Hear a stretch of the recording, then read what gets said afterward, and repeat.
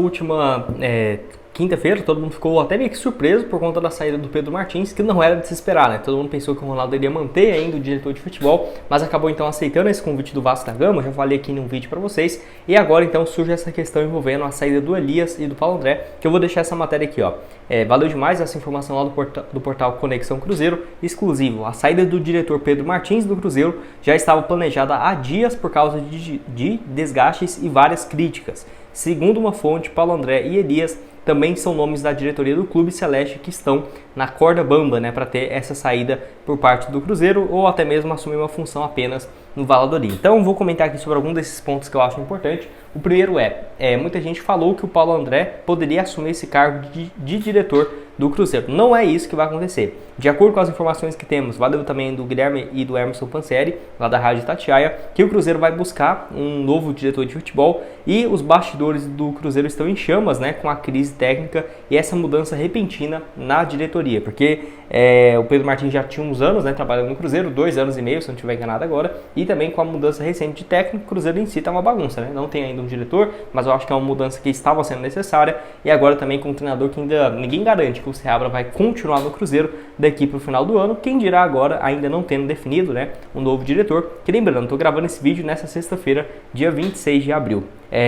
Essa relação, né, de que o Paulo André poderia estar em corda bamba, mas ele assumir como um cargo de diretor. A informação que temos aqui, valeu demais, é o Guilherme Macedo, que é o setorista do Cruzeiro no Globo Esporte, e o blog da Raposa também, valeu, disse que o Paulo André não tem o projeto pessoal de seguir a carreira como executivo. O Ronaldo havia convidado ele para essa função quando iniciaram a parceria lá no Valladolid da Espanha e ele rejeitou, tá?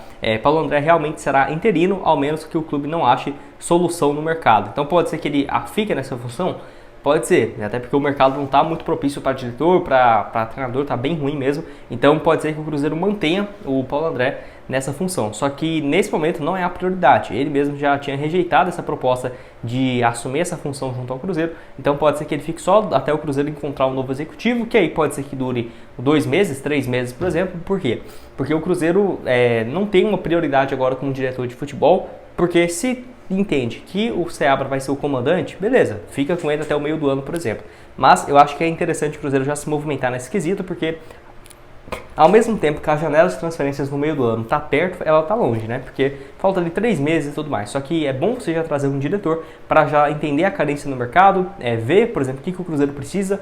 Faltou um ponta direita, um centroavante. E estudar essas possibilidades dessa janela no meio do ano, que apesar do Cruzeiro já ter contratado algumas peças para esse ano de reforços. Bom, então eu quero começar falando aqui sobre essa matéria, valeu demais o portal IG Sport, tá aqui, ó. Cruzeiro acerta renovações com Bruno Alves e Juan Gabriel. Destaques das categorias de base, jovens ampliaram o vínculo com a Raposa. Notícia bem interessante, até porque, só para você ter uma ideia, o Bruno Alves, por exemplo, foi procurado recentemente por alguns clubes e dentre eles estava o Real Madrid, que vinha observando o zagueiro, né, de apenas 18 anos, com grande potencial para médio e longo prazo. Só para você ter uma ideia, ele tinha vínculo longo ainda com o Cruzeiro e até o final, e até o meio do ano que vem. Então mais 1 ano e 4 meses restantes para o jogador. Só que o Cruzeiro fez certo, na minha opinião, em já ter procurado, e isso já tem algumas semanas, para negociar essa renovação e acertando agora então até o final de 2027. Então uma renovação bem interessante, mas garantindo aí mais 3 anos e meio tranquilamente de vínculo com o defensor, que só para você ter uma ideia, tem 18 anos, nessa atual temporada 10 jogos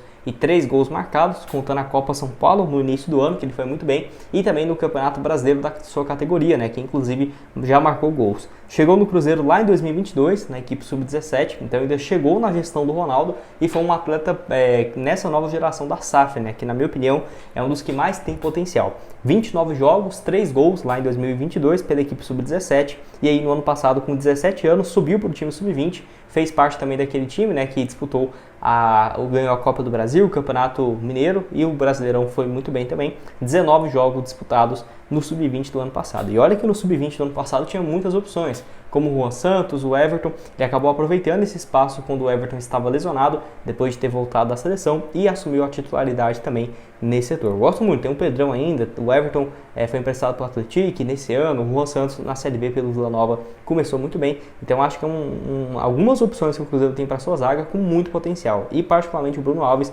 eu acho que uma das melhores peças. Eu sinceramente até subiria ele para o time profissional, porque acho que para ser um reserva ali nessa posição seria muito bom, até porque o Cruzeiro não tem tantas opções assim, tá? Se tirar, por exemplo, os dois defensores que temos hoje de titular, vamos colocar João Marcelo e o Zé Ivaldo. Reserva o Neres e seria o Vidalba, né, para esse setor. E ainda tem a opção do Palácio. E aí eu acho que poderia, quem sabe, o Bruno Alves subir, né, às vezes para o time principal, para acostumar com essa experiência, porque na minha opinião, ele e o Juan Santos são jogadores que, principalmente o Juan Santos, já deveria ter tido espaço no Cruzeiro, nem que seja nesse início de ano, né, quando estava no Campeonato Mineiro. Mas enfim, você concorda comigo, discorda? Pode deixar sua opinião aqui embaixo. Bom, dando sequência aqui, mais um, né, que eu coloquei aqui também, foi o meio-campista Juan Gabriel, ele que tem 18 anos também, um dos destaques do Cruzeiro. De acordo aqui com o portal, ele vai renovar o contrato ainda mais longo, até o final de 2028. O meia tinha vínculo com o Cruzeiro até o final do ano passado, do ano que vem, né, melhor dizendo.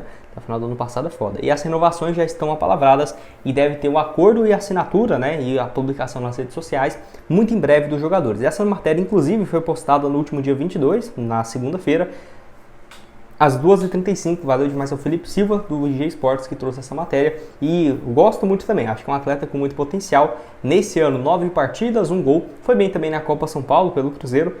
No caso, ele foi uma opção ali para entrar no segundo tempo e alguns jogos entrou como titular. E ainda também jogou o Sul-Americano Sub-17 no ano passado, pela seleção brasileira. Ele é convocado direto para a seleção. Foram 3 partidas, foi reserva no Sul-Americano no início do ano passado, onde ele já estava no time sub-20 do Cruzeiro, com também 17 anos de idade, 10 partidas, 1 gol e 1 assistência. Chegou no Cruzeiro lá em 2022, assim como o Bruno, né, defensor.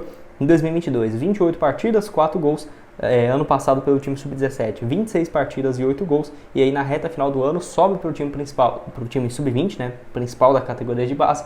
E teve esse bom desempenho também. Atleta com muito potencial, acho que pode ser uma boa alternativa para uma função que o Cruzeiro até no time principal vinha buscando, né, que é um meia de criação. Assim como o Bruno Alves, eu diria que é um atleta com muito potencial. Não sei se já está pronto para jogar no time de cima, até porque tem outros jogadores mais prontos, né, nesse momento, mas para pouquíssimo prazo ele já está tendo oportunidades no time de cima. Se está se destacando, por que não, né, testar os jogadores? Acho que o Cruzeiro não está aproveitando como deveria, cara, a sua base. E olha que são jogadores que chegaram na gestão do Ronaldo, teve renovação na gestão do Ronaldo, se destacaram e ganharam títulos, né, nessa atual gestão da SAF, e mesmo assim não tem tido espaço e oportunidades. É difícil demais entender, né? Realmente eu esperava até que o Cruzeiro, por ser uma SAF, iria forçar demais essa questão da base, e não é o que tem acontecido, muito pelo contrário, né? Enfim. E para terminar aqui com vocês, tem também um outro meia que eu já tinha trago aqui no canal, que é em relação ao Vitinho. Um pouco antes do Cruzeiro trazer o Seabra, que já tinha trabalhado com todos esses, tá? No time de sub-20 no ano passado, vale ressaltar. O Cruzeiro renovou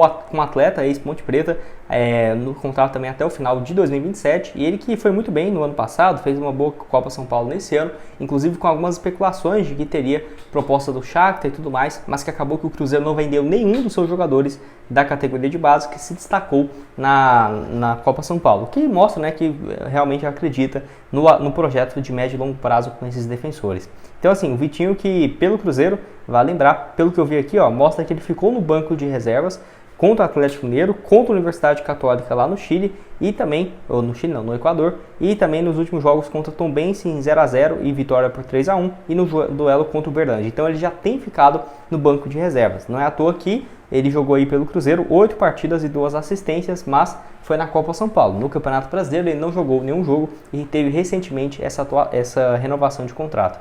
Na Copa São Paulo desse ano, nas 8 partidas, contribuiu também com 2 assistências, teve um bom desempenho, titular absoluto. No ano passado, jogou o ano inteiro como titular com o técnico Seabra, 34 partidas e 7 gols, e não ficaria surpreso dele ter, né, esse espaço agora no time profissional. Que lembrando, ele já estreou como profissional na Ponte Preta em 2022, onde atuou 2 vezes antes de chegar para o Cruzeiro, né, na temporada seguinte. Em 2023, tem apenas 20 anos, eu acho que é um atleta também para ser uma opção aí para esse elenco, né, de meia de criação. Temos aí o Matheus Pereira, mas tem entrado também Tá falando sobre o Rafael Cabral. Vou deixar aqui essas matérias sobre a sua apresentação que ocorreu nessa última quarta-feira, dia 24 de abril, lá na equipe do Grêmio, onde ele foi anunciado e que gerou muita repercussão aqui na torcida do Cruzeiro, porque em um dos trechos, né, dessas entrevistas ele afirma que saiu do Cruzeiro buscando um objetivo maior, e certamente já era de se esperar que geraria, né, uma revolta muito grande por parte da torcida. Até deixei aqui, ó, essa parte aqui onde ele fala sobre essa questão, ó.